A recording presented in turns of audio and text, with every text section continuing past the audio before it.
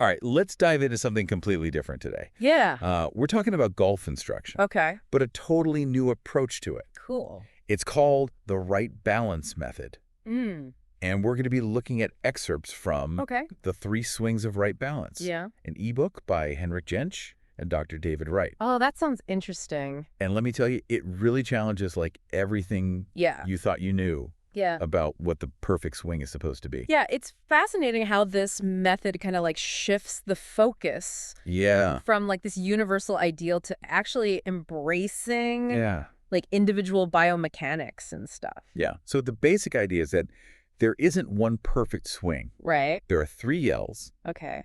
and it's determined by your body's center of gravity. Interesting. They call these the core regions, lower, middle, and upper. And the really intriguing part is like how each one Yeah. dictates a specific set of swing mechanics. Right. Like your grip stance, even where your weight should be. Throughout your swing, it's all connected. Got it. So let's break down these core regions. Sure. What exactly makes a lower core player? Okay, so think about like Dustin Johnson, Okay. powerful athletic build. Yeah. Lower core players tend to have that wider stance, Okay. a strong grip, Uh-huh. and you'll notice the shaft leaning towards their left thigh. At address, their power comes from the ground up. So are we just talking about raw power then? Well, it's more about how that power is generated. I see. Imagine pushing off a wall to create force. Okay. That's the essence of the lower core swing. Uh-huh. They use their grounded stability to kind of transfer energy Okay. horizontally. So it's more of a coiled spring releasing or something. Exactly like a coiled spring. Gotcha. Okay. So how does their swing actually like look different? So you'll see a limited hip turn Yeah. in their backswing as if they're loading up that spring. Okay. And during their downswing, that right elbow stays tucked into their side, keeps the energy directed towards the target.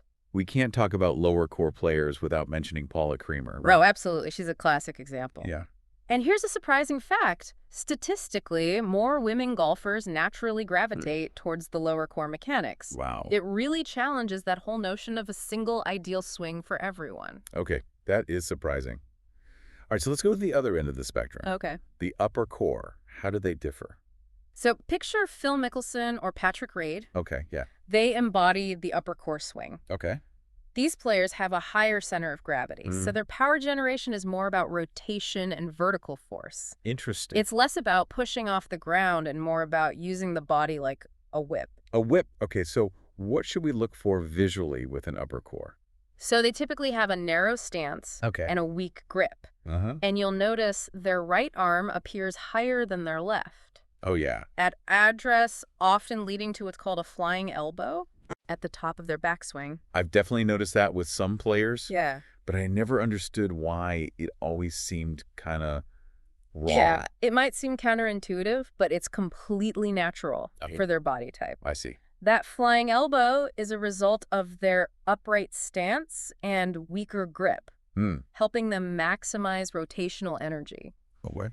Think about a figure skater pulling their arms in to spin faster. Yeah. It's that same principle at work. Got it.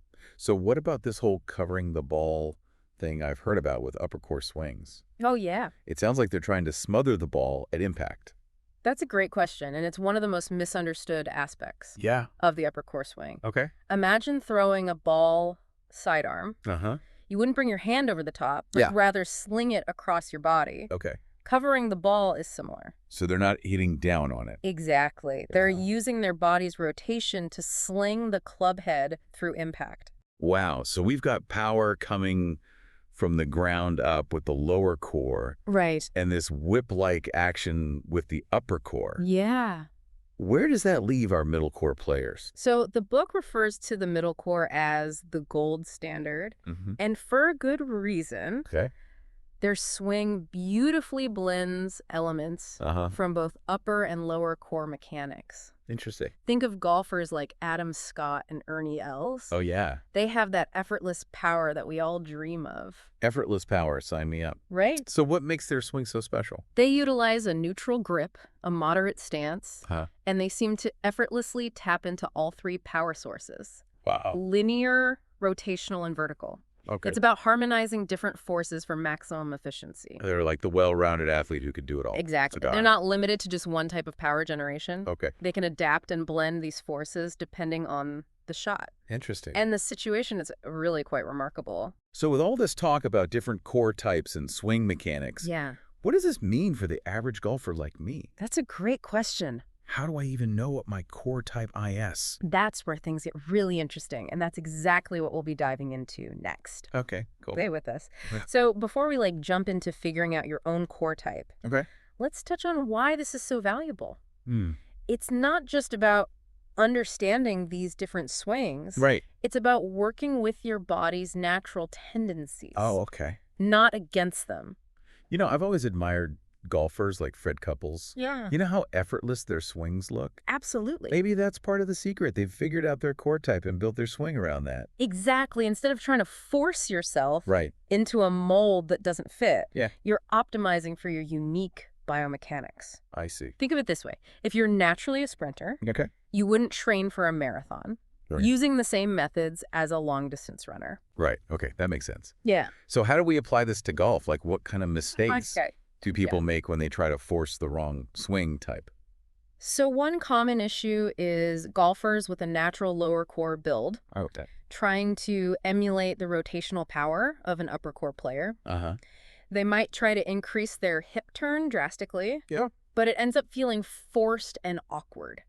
And I bet it leads to inconsistent shots too. Absolutely. Yeah. Because they're fighting their natural tendencies. Hmm. They can't access their real power potential. Okay. And on the flip side, imagine an upper core player trying to muscle the ball Oh, yeah? like a lower core player. Right. They'd likely lose that beautiful whip-like action and end up hitting weak off-target shots. So it's not just about copying what the pros do. No. It's about understanding like the WHY behind their movements. Exactly. Okay. It's about maximizing your individual strengths, Uh-huh. not trying to be someone you're not. The book highlights several case studies where golfers saw dramatic improvements Right. simply by understanding their core type.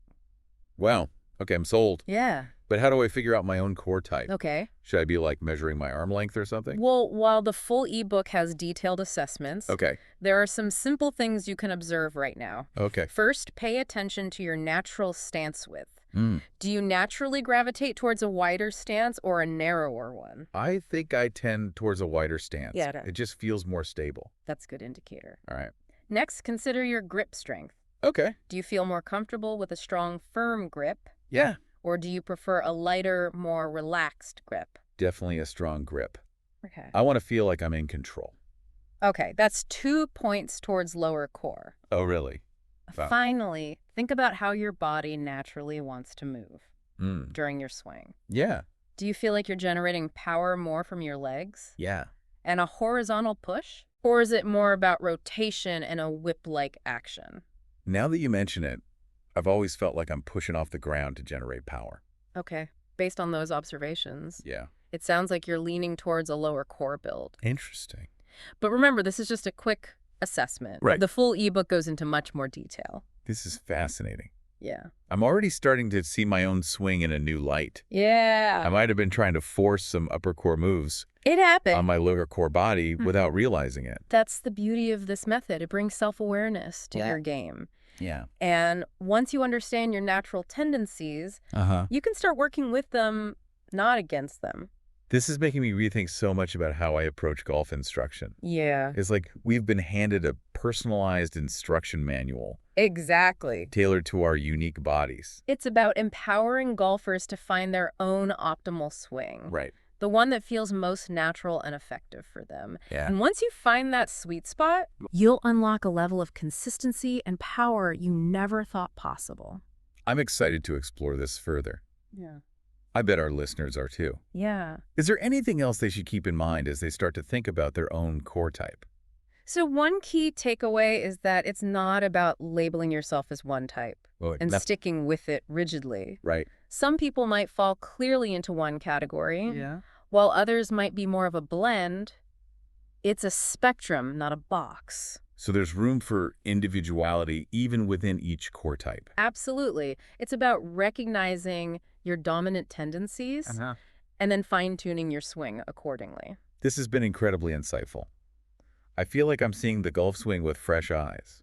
Good. But I know we've only scratched the surface of what this Wright Balance method has to offer. Indeed, there's a wealth of information in the full ebook, Wow. including specific drills and techniques tailored to each core type. Cool. But even this initial exploration Yeah. should give our listeners a powerful framework for understanding their own swings. It's funny, we always hear that phrase, All right. practice makes perfect, Right. when it comes to golf. Uh-huh. But what if we've been practicing the wrong things all along? That's a great point, and it's why this Wright Balance method is so revolutionary. Yeah. It's not about mindless repetition. I see. It's about practicing with intention, Okay. understanding the WHY behind each movement. So it's less about finding the perfect swing Right. and more about finding the perfect swing for you. Exactly. It's about personalizing your approach, Okay. recognizing that there's no one-size-fits-all Yeah. solution in golf, and that's really empowering Right. for golfers of all levels. So in your experience, what's the most common, like, aha moment people have when they start applying this? So I often see golfers who have been struggling with a specific swing flaw for years suddenly realize that they were simply trying to force their body into a movement that wasn't natural for them. Interesting. Once they start working with their core type, Yeah. those stubborn flaws often disappear, Really? almost magically. That must be pretty liberating It is. to finally be able to Yes. swing the way Yeah. you're supposed to. It translates to more than just improved mechanics. Okay. It also boosts their confidence Yeah. and their enjoyment of the game. I see. They're no longer fighting themselves. Right. They're working in harmony Yeah. with their bodies. This has been an eye-opening deep dive. I feel like I've learned a lot. I'm glad. Before we wrap up, any final words of wisdom Sure. for our listeners as they start their own Wright Balance journey? So embrace the process of discovery. Okay. Don't be afraid to experiment and find what works best for you. Right. Pay attention to how your body feels, Huh? observe other golfers, and most importantly, have fun with it. Yeah. The golf swing is a lifelong journey. Sure. And this core type approach can really help you Unlock your full potential along the way. Well said. A huge thank you for sharing your expertise today. You're welcome. And to our listeners, thank you for joining us on this fascinating deep dive into the world of Wright Balance. It's been fun. Remember, there's not one perfect swing, Right. but there is a perfect swing for you. Exactly. Keep exploring, keep practicing, Yep. and most importantly, keep swinging. Absolutely.